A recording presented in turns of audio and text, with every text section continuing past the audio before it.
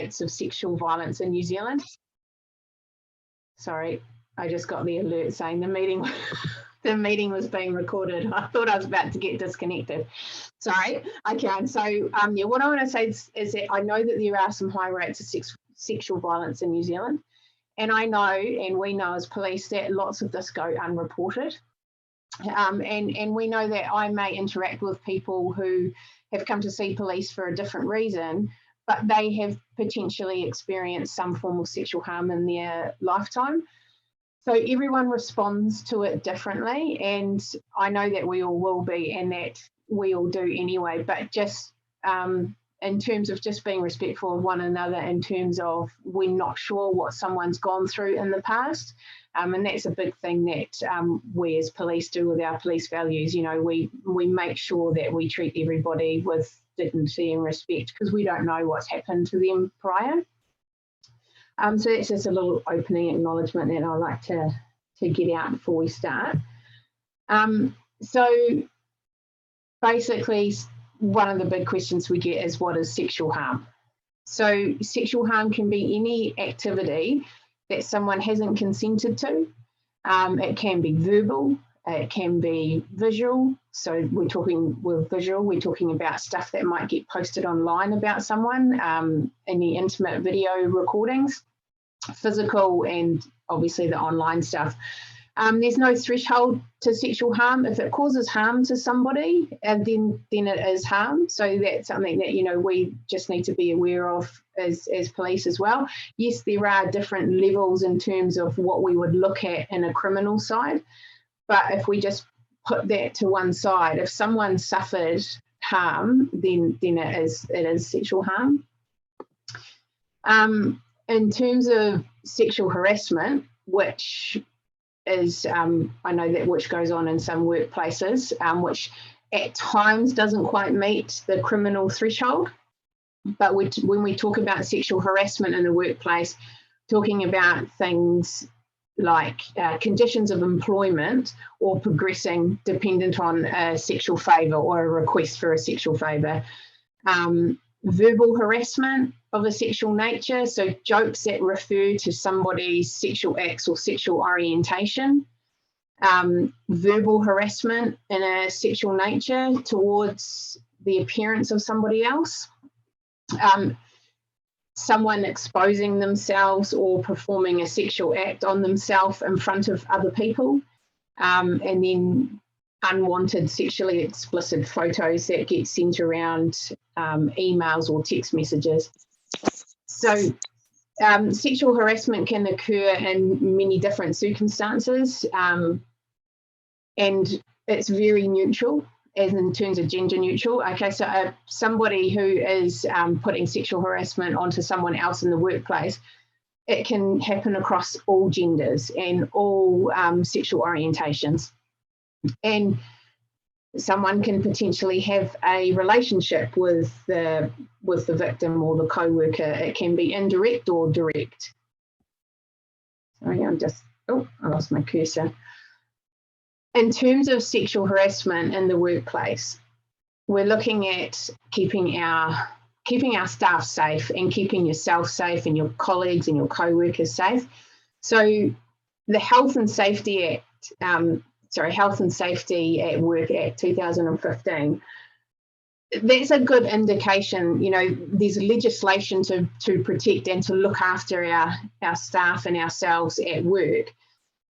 That's a good indication that's saying that the average New Zealander is saying that sexual harassment in the workplace and sexual harm in the workplace is just not okay. It's no joke, but I'm trying not to say we're going to take the fun out of everything. It's okay to have a joke with somebody in the workplace, and you can have a laugh and, you know, and move on. But when it gets to that level that it constitutes sexual harassment, that's when we're saying it's over the line. So that's when we're talking that list that I just went through before. That's when it starts to become over the line, and that's when, you know, we need to potentially look at doing something within the organisation. And I also do sometimes when I talk to people about sexual harm or sexual harassment, and I give examples of what sexual harm and sexual harassment is. I sort of like to tell people, okay, think about those examples that I've just given you, and how would you feel if you knew that one of your loved ones at work was being treated like that? You would want some action taken, or you'd want to step in and try to help them. So sexual harassment and bullying can be very common in the workplace. Managing these risks and others and any requirements for businesses under this Act. So if a staff member was to come forward that they were being sexually harassed, there needs to be some procedures and protocol in place within the workplace, and how the workplace would deal with that and what they would do. And there's some really great support services out there if someone within the workplace felt that they couldn't go through their direct line manager. So like the likes of Colleen and this awesome organisation that you guys have through NAWIC, there's great support services to be able to get there. Sorry, I keep moving my cursor so it keeps disappearing off the screen. So those examples that I gave in terms of sexual harassment, so like asking for a sexual favour in terms of getting a promotion at work, for example, that may not be something that on a criminal level that police would deal with, but we're always still open to talking to people about any sort of harm that they're experiencing. But whether or not it would go off down that criminal line is a different story. The next few offences that I'm going to talk to you about are ones that in police eyes, that's what we would deal with. So starting with an indecent assault. So that is basically any non-consensual touching which is accompanied by some sort of indecency. So someone's leaning over to pick up something off the ground and someone comes up and slaps them in the backside. That is obviously not wanted. The person who was bending over to pick something up didn't want that interaction, and that's an indecent assault. So yeah, so a slap on the buttocks, a groping of any part of any other part of the body, either on top of clothing or underneath clothing, so skin on skin contact, purposely grinding any part of someone's body up against another person. Those are indecent assault offences that we would deal with. Other sexual assaults that we will deal with, and we categorise this under sexual assault as well, is anything that's considered harmful digital communication. So harmful digital communication is anything that potentially discloses personal facts about an individual that this person is wanting to keep to themselves, or even plastering someone's address all over the internet for no particular reason at all, or just to cause harm. Any harmful digital communication that's threatening, intimidating, or menacing, it's grossly offensive to a reasonable person. So when we say that, we say any reasonable person that is sitting here reading that stuff online, if that's offensive to someone who's removed and not involved in that targeting of that harmful digital communication, then that's the sort of stuff we're talking about. Indecent or obscene, used to harass an individual, make a false allegation about somebody, contain a matter published that's breach of confidence. So someone's disclosed something rather personal or secretive to someone, and then that's been plastered online. It can incite or encourage anybody to follow suit in terms of any sort of bullying and harassment. And this one's always quite, is quite a hard subject to talk about, but if anything incites or encourages anybody to self-harm or hurt themselves, take their own life, that sort of stuff is harmful digital communication. And we take that really seriously in the police, like telling someone to go off and self-harm, that is something that we take very seriously. degrade anyone in terms of their race, their ethnicity, their sexual orientation, religion, gender, anything. Basically, anything like that we consider harmful digital communication, and it is stuff that we would want to definitely talk to you about if that has happened to you or you know of anyone that it has happened to. An intimate visual recording. Those are also things that we don't tolerate and things that we will investigate as well. So that's anyone that would make a post of an intimate visual recording. So people engaging in sexual activity, and that's been filmed without knowledge of either both parties or one party, and that it ends up on the internet. Videoing somebody in the changing rooms, bathrooms, toilets, and that's getting posted online, or even making those, just actually making those videos and having those videos for yourself. Even if you didn't share them, it's still an intimate visual recording that's been made of someone without their knowledge. And we don't have to prove that there was any intent to harm. So, for example, an offender videoing somebody, we don't have to prove that that offender meant to cause harm to the person that they've videoed. The fact that they've just videoed them is enough for us in terms of an intimate visual recording. And then obviously we have our higher level assaults, which go further than indecent assaults and further than further than the online stuff when we start talking about sexual violations. So that's basically, and I'll just say exactly what it is an introduction of the genitalia or any part of the body of somebody into another person. So that includes objects. So that's when we are talking, when we say sexual violation, we are talking about rapes, okay, and or any other part of the body going into somebody. So those are our higher level sexual assaults that we also deal with. Jacqui, I have a couple of questions going on. Sure. So yes. Sorry, no, it's all right. We agreed. Yeah. Jacqui and I pre-agreed this afternoon that she's so passionate she'll get on a roll. So I'm monitoring the chat and I'm to interrupt her. So just so you know, we predetermined that.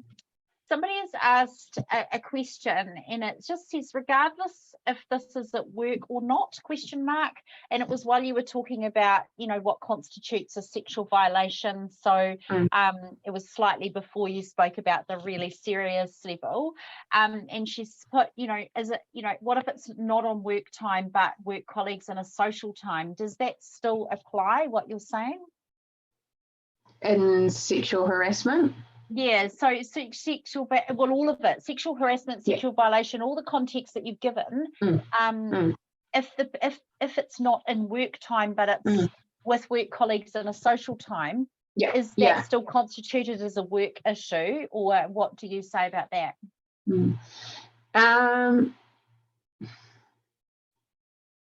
I would say in that instance, obviously, we'll put police aside for a second, and we're just talking about work. If it's a work function, it's your work colleagues, I'd say it should still be reported to up the chain to managers, because I don't know, usually when people go out for after work drinks or whatever, sometimes the managers will be there to start with, and then the managers will go home and then leave like everybody else there. And managers don't often know what goes on between staff outside of hours. And if something bad has happened, or if some inappropriate behaviour has happened outside of work time with work colleagues, that can often get brought into the work environment, and it can often start affecting the way that people would be, that people may start working or their output if something like that has happened. So it is something that I think should definitely still be reported at work as well, just so there may not be anything for the managers to look at or to do, but just being aware of it And I guess if it's a serious enough one, would you advise that or think that the course of action would be if they reported it to work and work said, well, there's nothing we can do about it because it was out of work hours, that then the next course of action would be potentially to get in touch with the police advice or someone there that can tell them where they could go for support? Because if it's a serious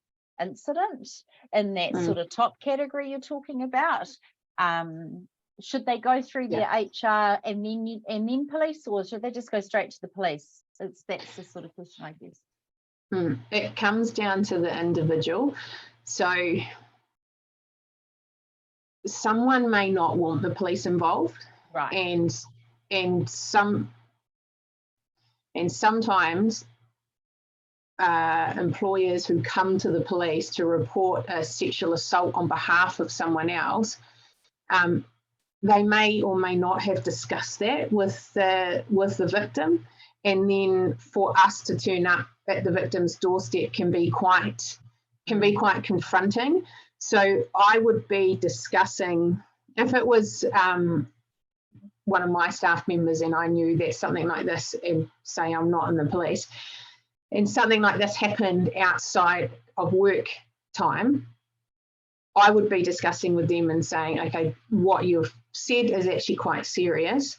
Have you considered going to the police? And talking to them about that, and then linking them through to those the website that we have about what to expect when you come to the police. Yeah. Because also people can come to us and just talk to us. They don't have to make a complaint. They can just find out what their options are.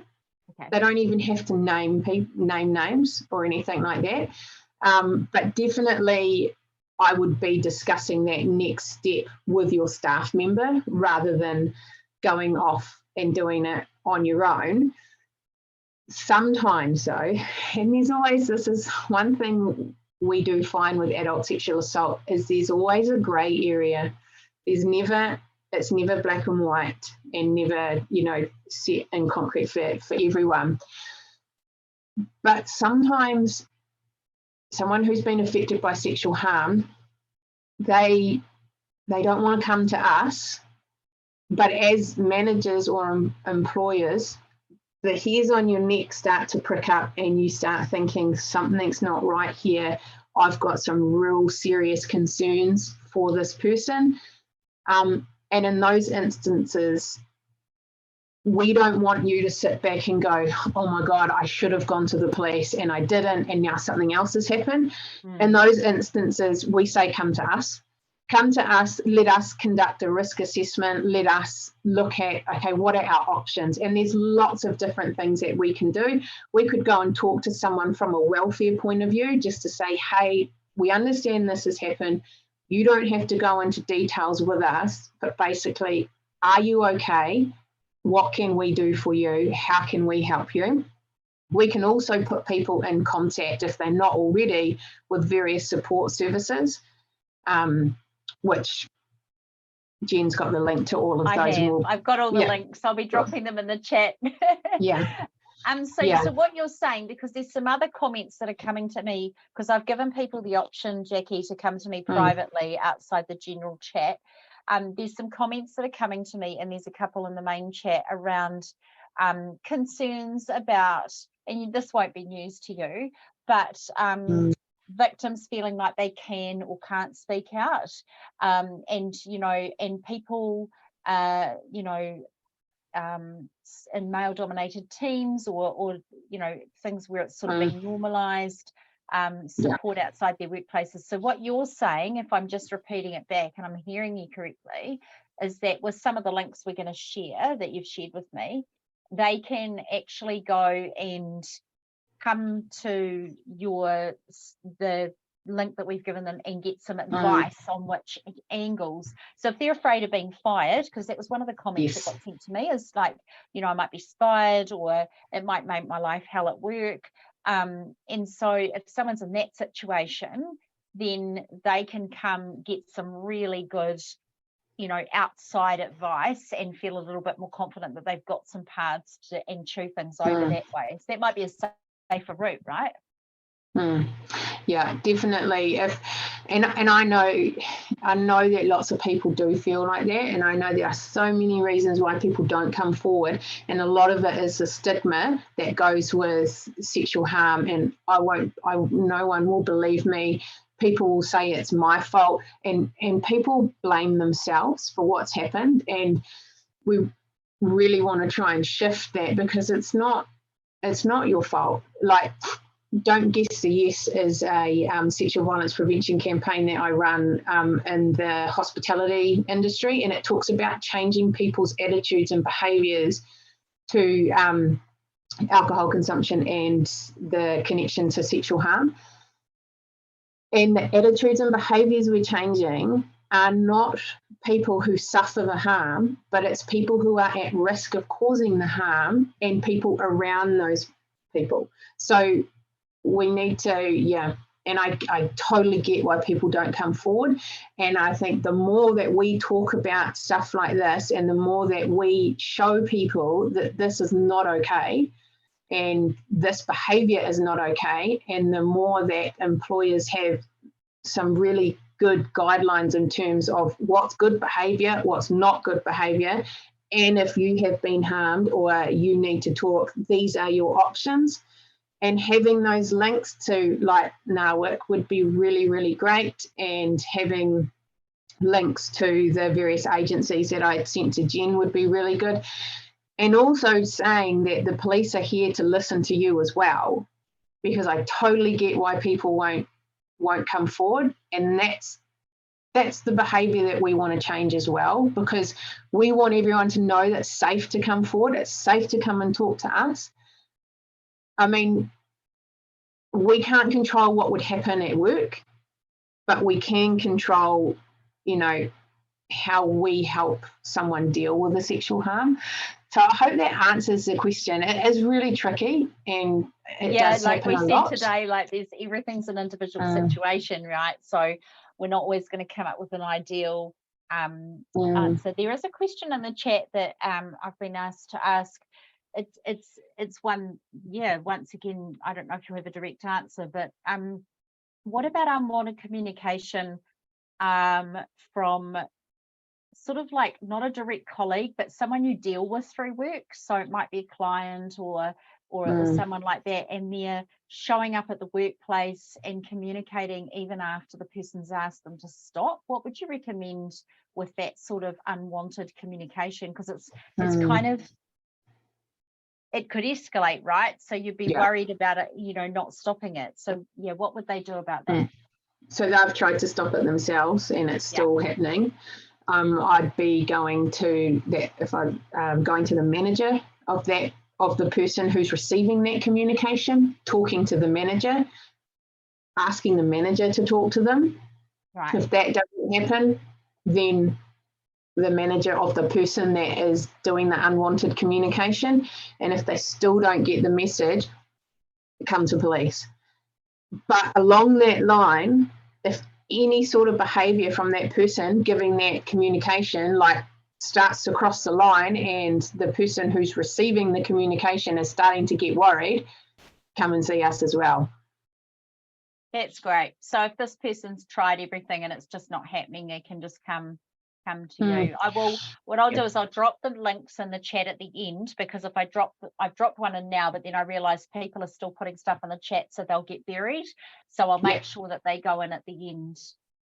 But that's really, really great. So far. And it doesn't, and we can deal with things like that in like just talking about unwanted communication. We could deal with things with that in many ways. Like we can ring the person and say, hey, stop it, sort of thing, like have a chat to them or go and see them, and that might just be enough to stop it. We would look at the type of communication and say, well, actually, is there an offence there somewhere? Are they threatening in any way? Is there any sort of blackmail? So we would look at that as well, and then we would also give advice on the criminal harassment side of things. I haven't had too much experience in the criminal harassment side of things, but basically a harassment notice can be served on someone, but there's a lot of criteria that we have to go through first before that is done, and that's done by the individual through the district court. But as I say, I don't have much experience in terms of the criminal harassment side of things, but that's also another option.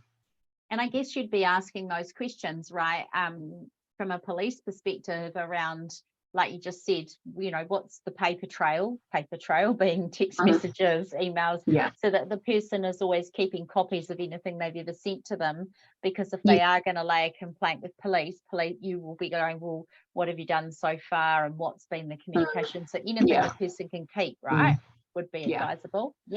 Like if you've blocked that person and you didn't want to keep their number in your phone, totally fine. But I would screenshot the messages to and from, so you have that record there in the event that it continues and you do end up needing to come to the police. Yeah, awesome. One more question and then I'll let you get back on your role. We've just had so much in the chat. I told you it'd be a hot chat room. There's a question in here about what can be done about women working in a typically male environment or a location where conversations and images displayed on the wall are sexual. So obviously the conversations are a bit sexual and then there's images on the wall that are sexual. So what would you recommend someone does about that? If it's making that person feel uncomfortable, again, I would go back through the same lines again. So go to your manager and get your manager to talk to that group. So are you talking like if you went to contract outside to another organisation? I just think that, well, the question was in both. So I guess it's just been deciding where, you know, how much time you have to spend there, and whether I know it sounds awful, but it's picking your battles, right? So if you only have to go there once and it's disgusting and you never to go there again, then you might not. But if you have to go there all the time, so no, definitely it would be go to your manager or someone, or even if there's someone that you trust that's maybe not your manager, your direct manager, it might be another manager, it might be another colleague, and see if they can have a chat to that organisation or to that group and ask them to, hey, can you just not do that around someone? Or if the individual person felt like they could do it themselves to those people, or and to ask for that to be for those images to be taken down, that's, you know, something that I would recommend, because the more we do this, the more we say, hey, that's not okay, the more that we can start changing that narrative, and we can start changing what has for the last however many years been acceptable. Because these sorts of things are, you know, they're not acceptable. It's not acceptable for a female to go into a workplace, a male-dominated workplace, and see pictures of naked women up on the walls, or hear derogatory conversation that makes that person feel uncomfortable. So, you know, the more that we say, hey, it's not okay, the more we can start changing attitudes and behaviours of people around us. We agree. That's why we've got you on here. Totally. I know everybody's like got the little clapping reactions going, but that's one of the things that we love in NAWIC, is we believe that, you know, by empowering people, getting knowledge out there, then it's everybody's responsibility to be part of the uplift of the sector. Absolutely, 100%. And that goes for our male counterparts too. We may have some, I know we had some register, but we may have some on the line tonight. But I'm proud to say I've got a 20-year-old son who's in the construction industry, and when he's left sites and refused to work on them because they're so foul, and he won't stand for it as a male. And I'm proud of that. And I just think that everyone can be doing that. Everybody, not just you know, women, like anybody who believes that that's not okay. So anyway, I'll let you get on with your role. You've got lots to talk about. So thanks for the questions, everybody. Keep going if you want. Keep them going. Keep the questions going, because when Jen and I are talking, I love the interaction. It's really great, because then I know, well, am I on the right track, or have I gone off on a tangent? So keep up the questions. So just following on from the sexual assaults, the various levels of sexual assaults, I just want to talk a little bit about what consent is and what consent is not. So our definition for consent is a person's conscious and voluntary agreement to do something that's desired or proposed by another person. Consent has to be full, it's got to be voluntary, it's got to be free and informed. So the person that's giving consent or is expressing their consent, it has to be full and free and voluntary from them. They are giving consent for something to happen, or they are allowing for something to happen. It's their consent, and they have to be a person that's in a position to make that rational judgment and to give that consent. So that's when we talk about when people get very, very intoxicated and there becomes a power imbalance between people, that someone is just so intoxicated, like they can barely stand up, they can't walk properly. They're a person that's not in a rational position to give that sort of consent. So, or they're affected by drugs at the time. Consent is at the time of the act. So when, say, sexual activity is being engaged, consent is at that time. If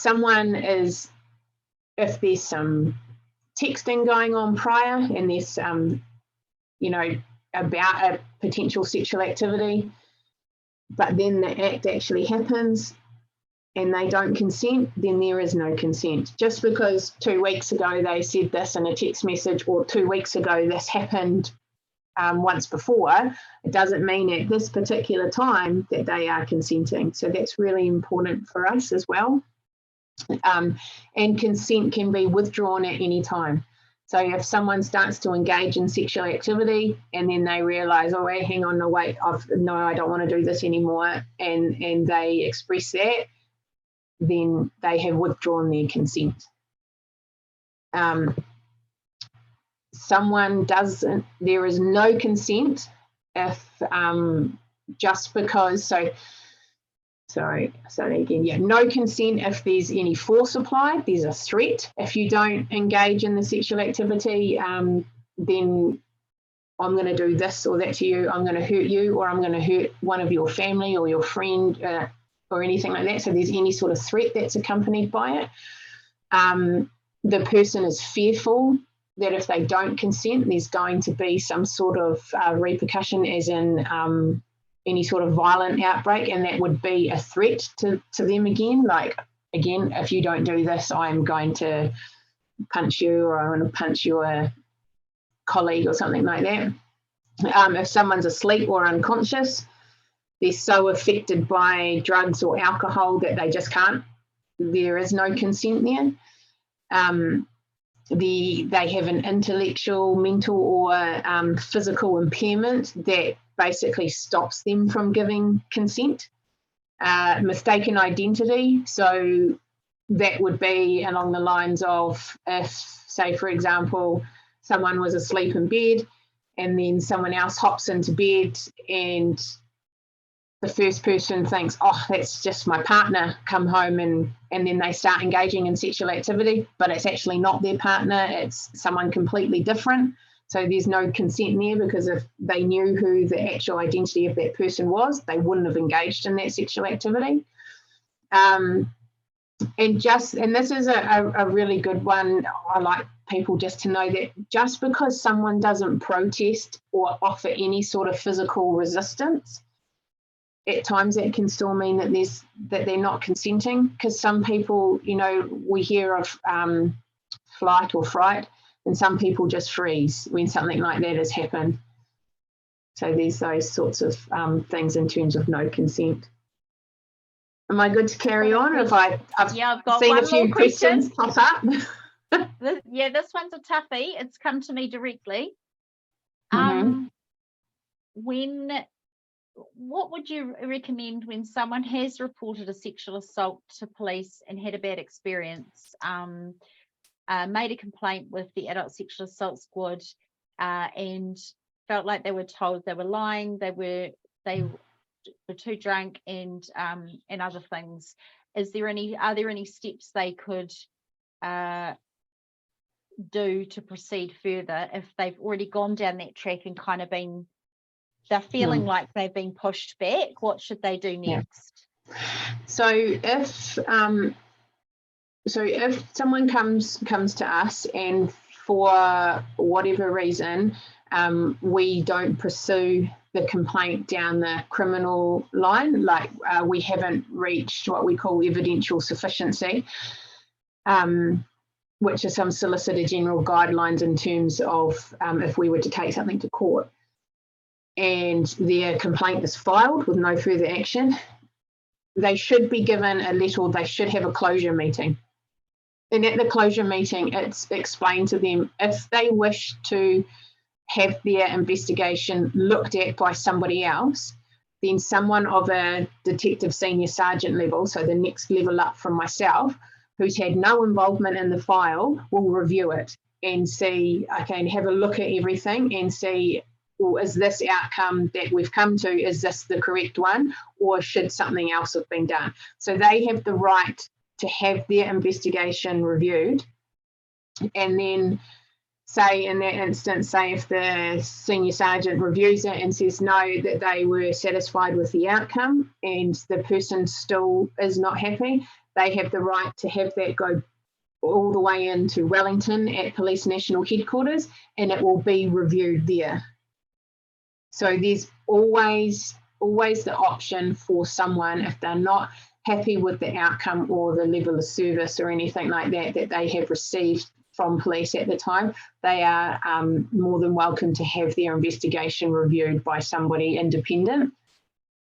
So in that instance, that would be my advice to that person. If they were not happy with the closure meeting and they were not happy with how their investigation ended, then that would be my recommendation, request that it be reviewed. Thank you, Jacqui. That's great advice. Yeah, the person's obviously heard you, so hopefully they feel like they can do a little bit more about that. But we've just got some requests in the chat about the Keep It Decent guidelines. We wrote a recent article which is on our news page, and we included it at the bottom of that. But we will be sending links, including a link to the Keep It Decent guidelines. If you don't get it out of the Tessa's put it in the chat, but if you don't get it out of there, we'll send it out afterwards by email, because somebody said, do I have to rush, can you email? So we will email everything out to you afterwards, so don't feel like you have to quickly copy it out. Just stay focused, because Jacqui's got a little bit more to talk about. Go for it, Jacqui, carry on. Hopefully I won't keep you all past 8. I'm sorry, once I get on a roll, as I do, because I am so passionate about this, and I do see the awesome work that has been done in this space as well. So I want to move on now to prevention. So this is prevention in the workplace, and this is where I hope I might be able to answer a few questions and answer those questions in what to do if someone is in a situation where they don't, they need to report it. So in the workplace, what we want to do is we want to encourage staff to report or call out that inappropriate behaviour. So this is where before I could circle back to changing people's attitudes and behaviours. The more we call it out, the more people are going to understand that this is not acceptable. Make sure staff, or your staff and any other staff that come and join your team, make sure that they know how to report inappropriate behaviour up the correct channels in a work environment. And make sure, and this is a big one, make sure your staff know that they are going to be supported if they were to come forward with an allegation of either sexual harm or sexual harassment, because that's the big thing. If people don't feel supported when they eventually come forward, then people won't. And so that's the thing. We need to have those support services in place and the support levels in place for people if they want to come forward. I always say this, we need to make a stand, and I've said it a few times before, and show that this behaviour is not tolerated. We need to create a safe working environment that's free from all of this behaviour. And I don't want like managers and employees and people to go off and think, oh, how am I just going to do this on my own? It's not something that just one person in an organisation can do. We're all in this together, so everyone has to do it together, work together, because otherwise it's just, we want to make that change, and to make that change we need to show as a collective that we're all here to make the difference. So in terms of intervention, so if someone saw some behaviour happening, whether it be from wolf whistling to inappropriate touching or a sexual assault, we ask ourselves, why don't people intervene when they see it? And sometimes things that go through people's minds are, oh, it'll probably be fine. Have I misread the situation? Somebody more appropriate has probably seen it that will be able to step in and do something about it. I'm too busy. It could be dangerous. But the big thing is, people just don't know what to do when they see it happen in front of them. What should they do? And we talk a lot about this in Don't Guess a Yes, and we talk about patrons in a bar. If you see something in a bar that you don't like, go up to the staff. And the bars, lots of the bars have all the Don't Guess a Yes posters plastered around. So that's how patrons know that the bar that they're in, they're like, well, these guys don't guess a yes, so clearly they don't think this behaviour is appropriate, and if I go up and talk to them about it, they will do something to help us out. So how people can intervene is if someone is to see some sort of behaviour happening in front of them, anything from sexual harassment to a sexual assault, just go up to them and say, oh, hey, is everything all good here? Like, or just kind of insert yourself into that situation and just kind of, and then go from there. Ask questions like, how long have you guys worked together for? Or how do you know each other? Or how long have you worked here for? And just get that sort of conversation flowing. Call it out if they're comfortable to do that. Hey, I saw you do this. That's not cool. And have a chat to the person who's caused that harm. But also we want people to consider, all right, who's the best person to intervene in this situation? The individual might think it's them and might think it's okay for them to intervene.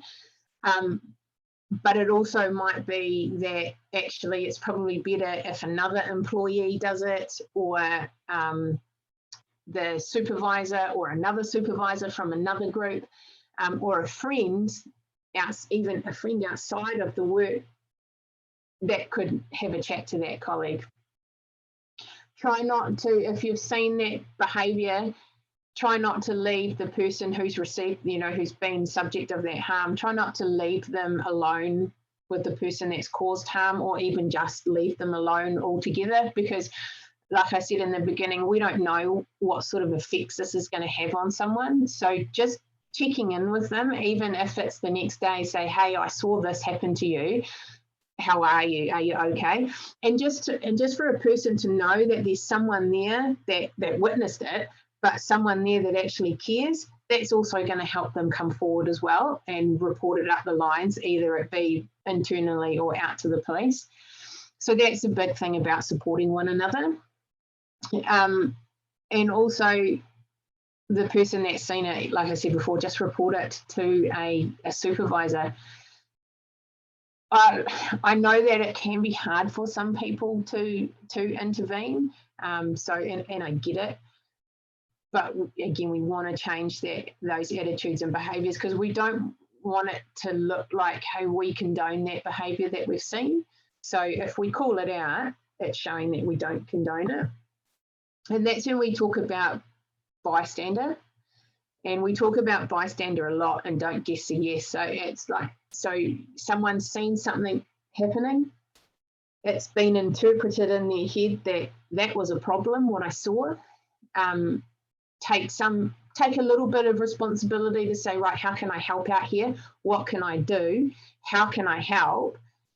and what's the action that I'm going to take? And the action can be any one of those things that I mentioned before, you know, and again, if they don't feel comfortable, because the last thing you want is at a building site to have a massive fight break out, for example. So if you're not the right person to get in there and to intervene, then get someone else to do it. We don't want people to think that, you know, oh, I've seen this, it's up to me, I'm the only one that's here, I'm the only one that can do it. No, there are other ways. You know, take the vulnerable person out of the scene or out of the area, or just say, hey, come on, smoko time, and just take them for a walk, and then you can deal with it afterwards that way.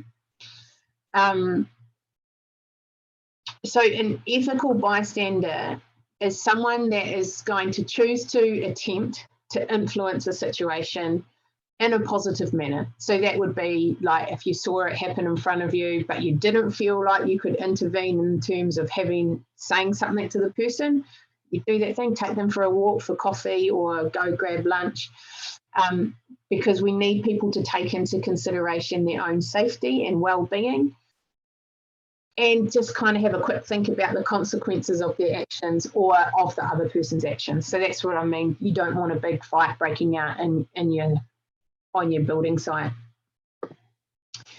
So how can we ensure that it's dealt with properly? So if you see something and you want to make sure it's dealt with properly, people can make complaints to their managers. And I do encourage people to make complaints, or not necessarily complaint, but just talk about it with someone. And sometimes just talking about it makes someone feel a little bit more better, or a bit more empowered to next time, if it did happen, that they've got a few tools in their tool belt that they might be able to do.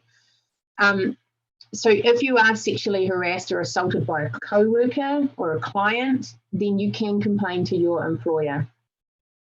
Your employer needs to investigate that complaint, basically. We don't want to see employers not do anything with it. We do want people to know that when they go to a manager, that it is investigated. If the employer is reasonably satisfied that there is a bit of there's substance there, there is actually some behaviour there that's not right, then the employer needs to take all the possible steps to make sure that that doesn't happen again. And then when someone comes to you, if someone comes to you in terms of a complaint and it's of a sexual nature, and it kind of, you think, well, this actually fits the threshold for police involvement, have that chat with the person and say, have you considered going to the police? You know, or just let them know that that's an option. They don't have to come to us, and that's totally fine. And we don't want them to feel like they have to come to us. They might just be happy with it being dealt with in-house. But we just want people to know that that is an option. And like I said before, just because someone comes to us, it doesn't mean we're going to race off and go and throw someone before the courts or take it out of the victim's hands, because that's not what we're there for. We're there to support them as well. Any questions? Do you want me to keep going? No, we're pretty good. I've just been sharing some links in there. I've shared the sexual assault and consent, what to do if I've been sexually assaulted. That's the police one. And then there's another police one, victims of rape or sexual assault. And then there's the safe to talk. So I've been sharing those in the chat.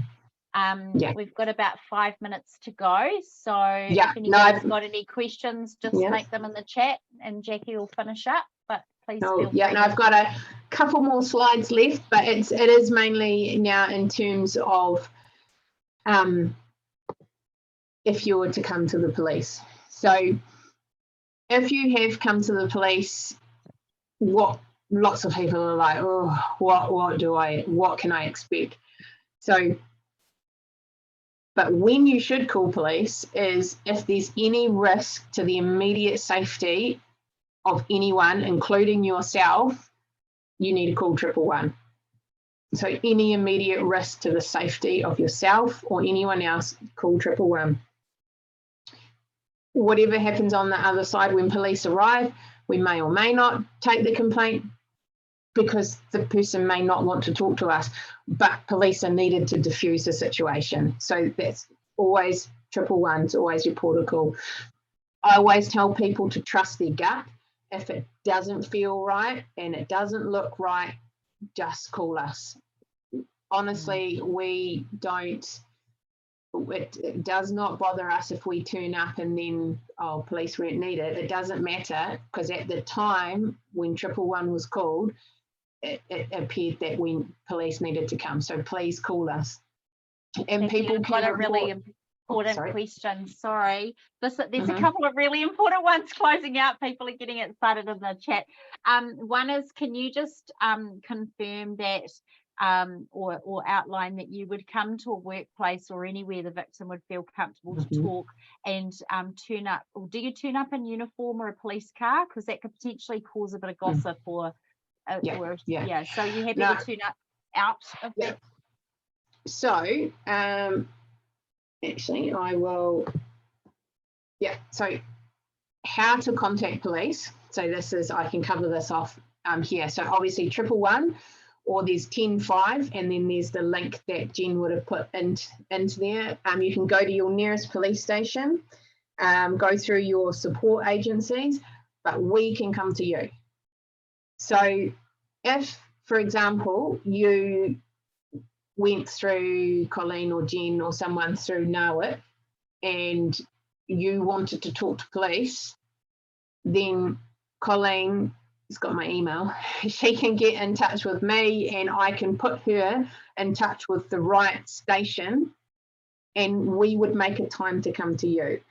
So we get lots of our support. So our support services, HVSASH, Wellington Rape Crisis, Help, they often, so they have our generic email, and they email us and say, we have a client here who would like to make a sexual assault complaint.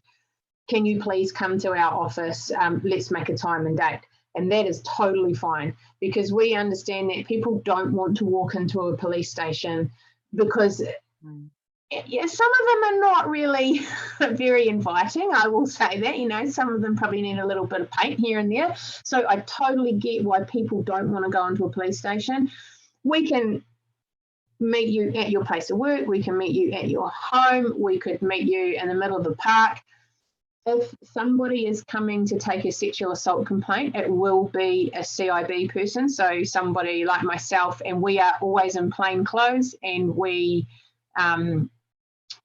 have mufti patrol cars. We do wear our vests, but if there is no risk or perceived risk to us in coming into someone's workplace or something like that, then, or at a support agency, and there's no perceived risk, we just do a risk assessment and we can leave our vests in the car. Our police general instructions guidelines is that we need to wear our vests, but we do go to some support agencies without them, and so we can sit and talk to somebody that way as well. So yeah, totally fine. We can come to you guys. That's awesome. Yeah. I've got just a quick question from me, because there's a question that this might cover off. That's been sent to me privately around definition of consent, because we probably don't have time to go back through that list again, but someone's asked me privately to get, so it's obviously something someone's thinking about. Wondering if we can get a version of your presentation to send out as a PDF. Okay, so the person that's asked me for Jacqui to repeat the definition of consent, we will send out Jacqui's PowerPoint as part of when she sends her version that she wants me to share, then we'll send it out so everybody can go back through that, because I know there's been a lot of information in this hour. It's been amazing, Jacqui. You're just like this powerhouse. And I've got questions of people trying to digest bits that are relevant to them. And before you finish, someone has asked, someone said thank you. They need to put their little one bed. Lots of comments about how great it's been. But someone has asked, is there a good one-liner to share to get someone to back off? A good one-liner. Back off? Is it just back off? I don't know. Yeah, if you want to drop a swear word in there, a little bit of punch behind it. Or you just, if someone did it, Yeah, someone just sent a great one. Like, yeah, she said it, something you like did that. it, but there you go. But yeah, if someone came up to you and grabbed your ass, and it's, there's other people around, you just turn around, and if you felt like you could, you just be, oi, off, don't do that to me again. Because sometimes if you find that you basically embarrass someone in front of their colleagues or co-workers, because you probably find that their colleagues and co-workers don't agree with that, and then that's just happened. So yeah, no. Makes them look like a bit of a dork. Yeah. So we're just about out of time. I've got people needing to put little ones to bed and whatnot, and obviously we'd like to let you get on with your evening because you've been so generous. So we've got lots of information to send out. So just confirming, we're going to be sending out loads of links to everyone who registered for this. We're actually going to probably put together a little bit of an article and put that on our website so that it's wider shared. This recording will be up publicly listed on our YouTube, which Jacqui was aware of before we got her in. So if you're all thinking I've just surprised her with that, I didn't. So she was able to prepare herself. But we really, and the chat, and for those who've put private things and anything in the chat, that's not shared with anyone. That's just anything privately sent to me will remain private. And so, Jacqui, anything in closing that you'd like to say that you feel you haven't said, or? No, just basically, again, thank you for the time. And just, if you do come to police, please know that you are still in control. You are in control, because we understand that some of that control before you got to us had been taken away from you at some point. So we want to put that control back into your hands again. So, you don't have to make a complaint. Don't feel pressured to make a complaint, but we are here to listen, and we're here to put you in control with the various support services as well. If anybody wanted to have a chat to me offline or anything like that, I'm happy if you go through Jen or Colleen. They've got my email and stuff. I'm back at work next Monday, so I'm more than happy to jump on the phone and have a chat to someone. I don't mind that at all, and I'm also more than happy to put you in touch with various support agencies or other police stations, like, for example, if there's people here from out of Wellington, so more than happy to talk to anyone. You've been awesome. I don't know what everyone else thinks, but I'm just like, wow, it's just been so fantastic. And I'll just open up to the gallery view now, and I'll just stop recording. And